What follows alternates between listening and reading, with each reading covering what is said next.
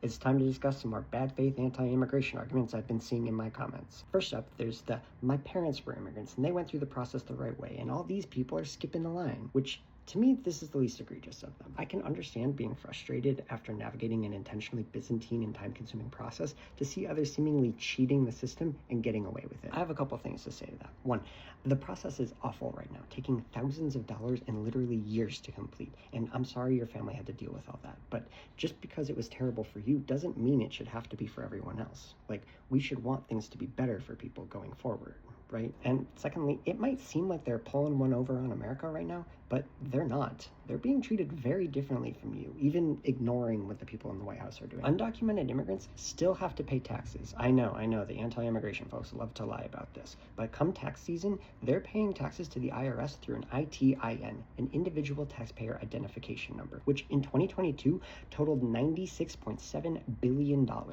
And unless you're just rounding down to the nearest zero, that's not no taxes. And guess what? They're not eligible for benefits like Social Security and Medicare, but they're still paying for those programs. America is getting more from them than they're getting from us. We get their labor and their money, and they just want a safe place to live. Which brings me to the next bad faith argument. The illegals are getting Section 8 housing and hotels for free. No, they're not. I'm not sure where this came from, but that's a lie. Those getting the Section 8 housing and the hotel rooms are the immigrants like green card holders, refugees, and asylum seekers. All three of these groups are specifically following different legal processes, which is what you claim you want them to be doing. And the refugees and asylum seekers aren't moving into these hotels. That's another deceptive thing I've seen brought up a lot, which is where they're talked about as if they're now permanent residents of the Ritz-Carlton and not just getting a hotel room for a few nights while their claim is processed. Would you prefer that they be sleeping on the sidewalk outside? These are asylum seekers. These are people fleeing violence or persecution and coming here for safety with likely just the clothes on their backs.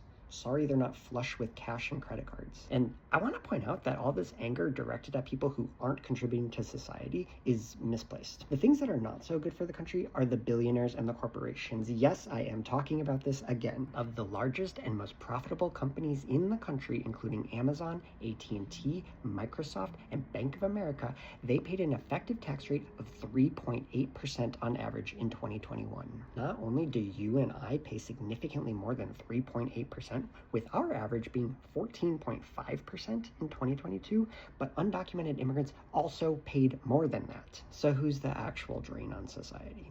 Green card holders aren't doing this to you. Refugees aren't doing this to you. Asylum seekers are not doing this to you. It's the corporations and the billionaires that run them. Just remember, you have much more in common with the asylum seeker than the billionaire.